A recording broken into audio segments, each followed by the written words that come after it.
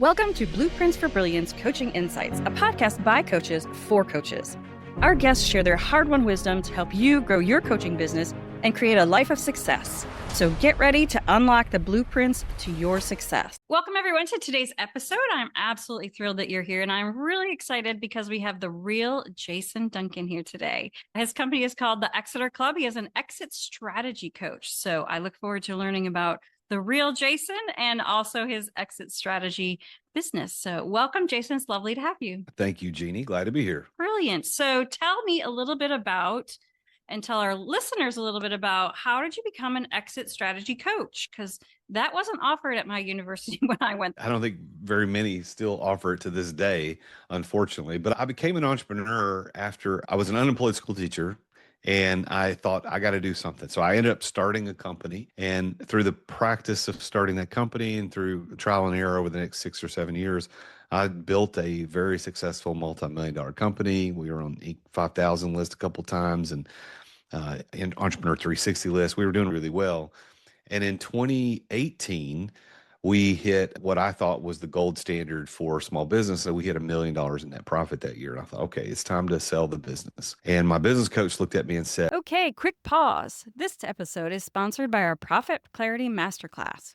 If you've been avoiding your finances and quietly hoping it won't catch up with you, we want you to hear this. You're not failing. This is incredibly common for most business owners. Most people don't avoid money because they don't care. They avoid it because it feels heavy, confusing, or stressful. In our free live masterclass, we're going to show you a clear, more supportive way to handle your finances so your business can actually support your life. You can learn more and save your seat at lessmathmoremoney.com. We look forward to seeing you there. Jason, you can't sell the business. And I said, why? He goes, the reason you want out is the same reason no one wants in. And I said, I don't understand what you mean. He said, you're the business. Everything about this business is based on you. While you don't do everything, everything still is work, revolves around you. And I realized in that moment that my business wasn't worth anything, even though we were making lots of money. Now, the following year, in 2019, I was involved in some legal disputes between me and a former business partner that took my eye off the ball for the whole year. So probably for the year, I was spending maybe 25% of my energy on the business, and the other 75% was keeping all this trouble down. And at the end of the year, we lost money. So the first time in the history of the company, we lost money. How do we go from $1 million positive to losing money in 1 year? It was because I wasn't involved. And that is a recipe for disaster. As a result of that experience, I decided to learn how to do it a better way. And through my process of exiting without exiting, I didn't have to sell the company. I was able to get out of the weeds of daily operations. I developed by accident the exit without exiting methodology. And then people started asking, how do you do that? And I started teaching it. And then I turned it on to a mastermind called the Exeter Club. I love that. So tell me a little bit about, what is exiting without exiting? Exit without exiting. Yeah, Exit Without Exiting, of course, is the title of the book I wrote about the process. So if anybody's interested in the book, you can go to exitwithoutexiting.com and look that up. The idea here is that most people think that exiting is just selling your company and you're done. And there's two ways generally to do that. There's either to sell it outright and you're absolutely finished. And most people think that's what an exit means somebody writes you a check big enough that you never have to work again. Life is fantastic. You're financially independent. Everything's wonderful and glorious. That's what most people think of exits. But there's another exit when you sell it, and that's called an earnout, which is pretty terrible in most cases, is where the person buying you gives you a portion of the money, a small portion up front, but then requires you to stick around for 3 or 4 years, maybe 5, because you're the glue that holds it all together. And what that does is it erodes the value of the business, and it doesn't give you the freedom that you want. So most people think that's really only 2 ways to exit. So what I developed by accident was, what if I exited, but I didn't sell it? I kept the control of the company, kept the income, but I didn't have to deal with any of the daily operations. That's what Exit Without Exiting is. I love that. And you're right. It is, those are the first 2 that you mentioned are the only things that people really think about and don't know that there's another option. So is that what you eventually did after you lost your $1 million? Yes. So I eventually exited without exiting. And then Started a coaching company. Not that wasn't my intent, obviously. It morphed into that over a couple of years. Started the coaching company, and now I'm helping people literally all over the country do exactly what I did. And it's so much fun to watch people get free from their businesses. Yeah. Yeah. Because business can be a lot, especially when you get that big and you've got so many employees and lots of moving parts. And to be able to walk away from that and enjoy it. I love that idea. So tell us a little bit about the people that you work with. What kind of businesses are they? What kind of income are they having? What's it like about them? We'll start with the income. Most of the folks that we work with are doing at least $3 million a year in revenue or at least 300K in EBITDA annually. And the reason that is, there's twofold. Number one is just by the mere investment of what it costs to work with us and our team. You got to have a little bit. We don't want to work with people that are struggling already. We don't want to add to the financial struggle. So that's one thing. But the other part of it is you've got to implement new systems. You're going to have to hire people. There's going to be things you have to add to your operating expenses in order for you to be able to step away.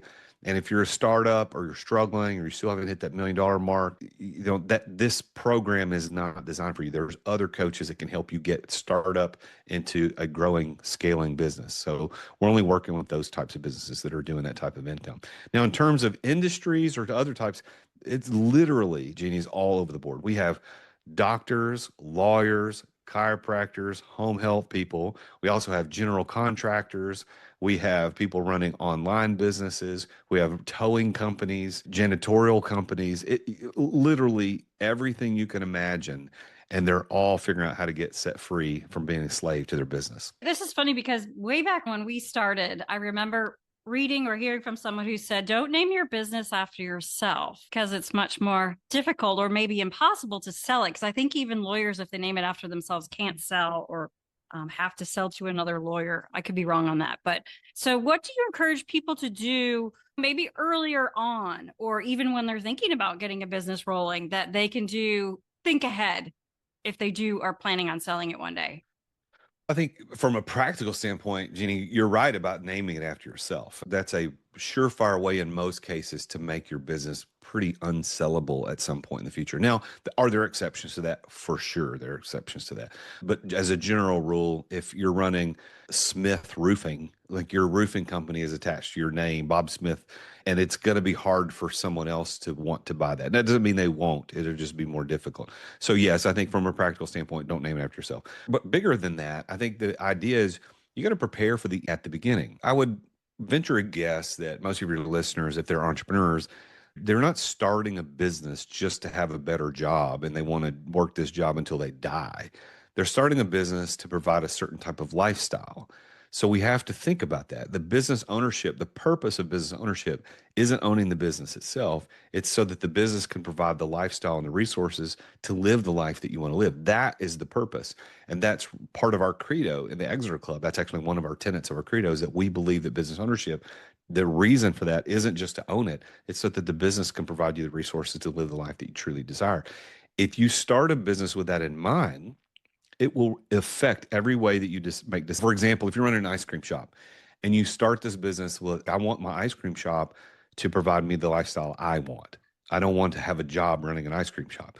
Then what does that do? You early on start making decisions about who's in charge of ordering the ice cream, who's in charge of hiring employees, who's in charge of training employees, who's in charge of serving customers, what systems and processes and standard operating procedures do we need to put in place that will allow this shop to run without the constant oversight of me as the owner. A great example of that would be things like McDonald's or Chick-fil-A or any fast food franchise.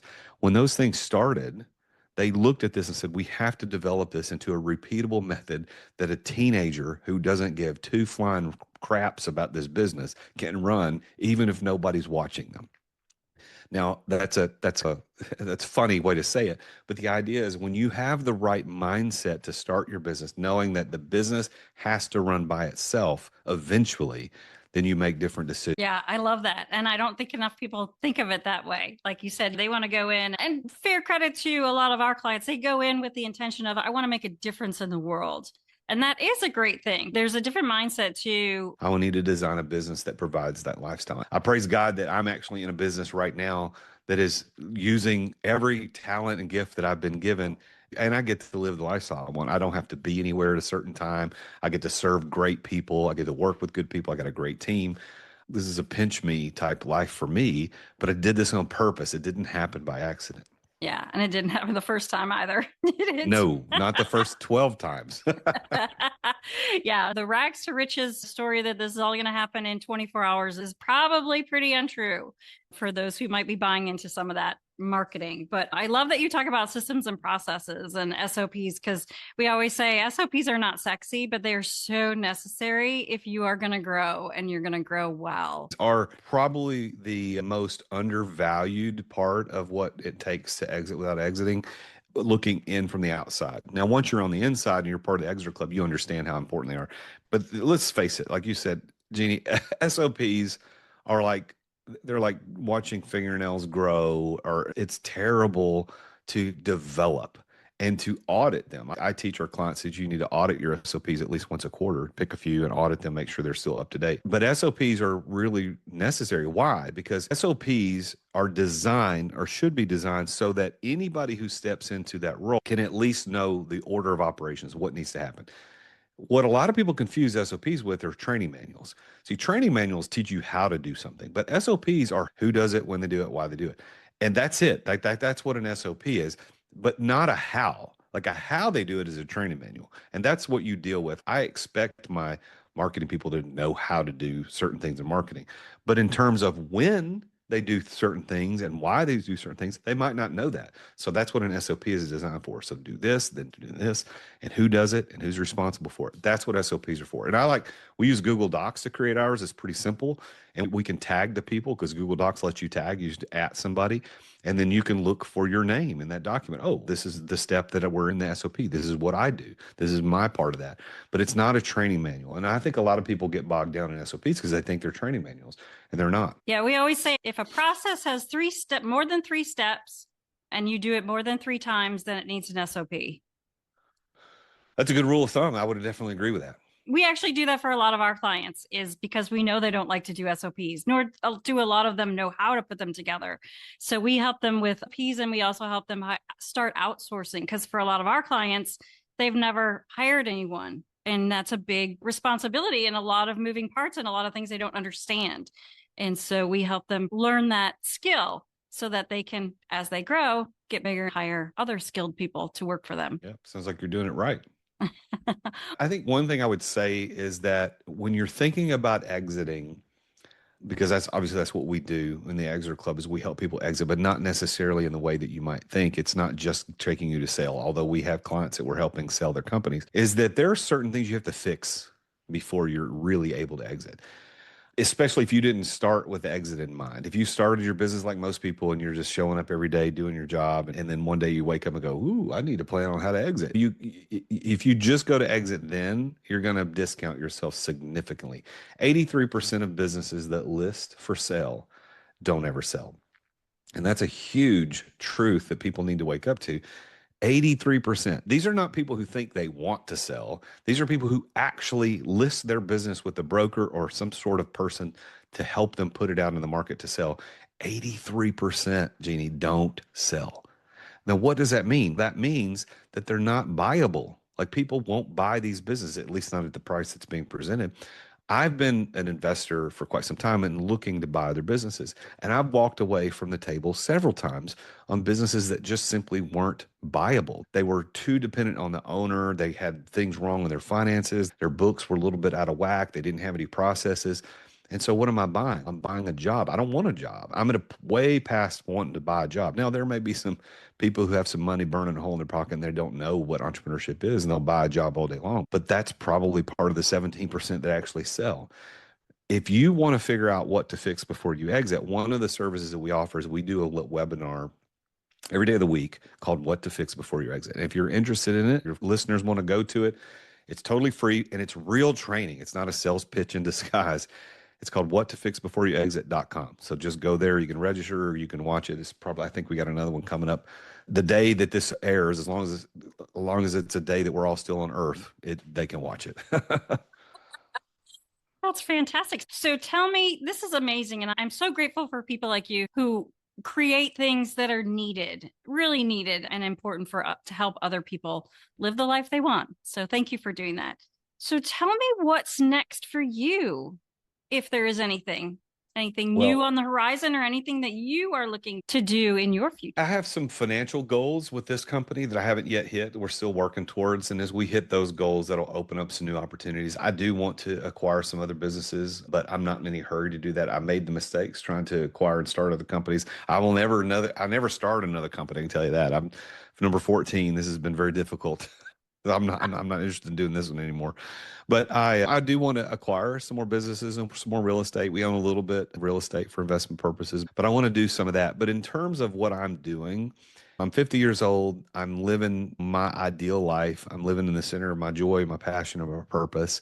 I have a great team of people around me, and we serve great clients from all over the country. We don't have jerks or prima donnas in the club. We have really good people, and so it's fun. And my coaches, I have 5 other coaches in the program, and we all love working together, and it's a lot of fun. I don't know. I'm building this business to sell, but not because I want to sell it, but because I know that's how I need to build it. Because at any moment in the future, if I say, you know what, I think I'm done. I don't think I want to run this anymore. Another coach could walk along and go, hey, you have X number of millions of dollars in recurring revenue. I'll buy that. I don't want to build it. Okay, then you can have it and I'll sell it to you. But I'm not interested in that right now. Who knows? Maybe 20 years from now, but right now I'm good. Oh, that's awesome. That's so great. So, what is the best way for people to find out more about the Exeter Club? I would say, like what I mentioned earlier, what to fix before you exit.com is probably a good way to get indoctrinated into everything we teach because it's real training.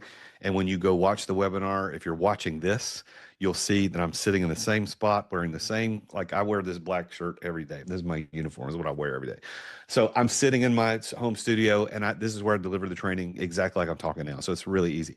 Now, if you want to follow me, all you got to do is you look me up on AI or look me up on Google, The Real Jason Duncan. You will find me anywhere. Just say, who is the real Jason Duncan? And you're going to find. I did actually, and I found you all over the place. Thank you. So The that's personal brand of The Real Jason Duncan actually works because if I was just using my first and last name, I might get a little confusing with other Jason Duncans in the world.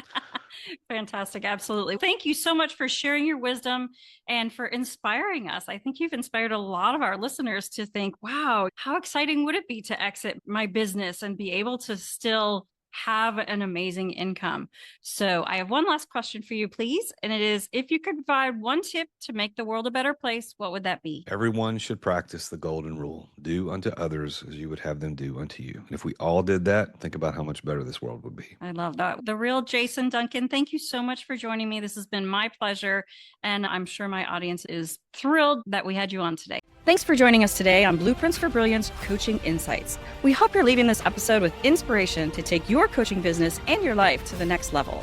If you found value in this episode, we would love it if you would subscribe and share it with someone else who you think might benefit from hearing it.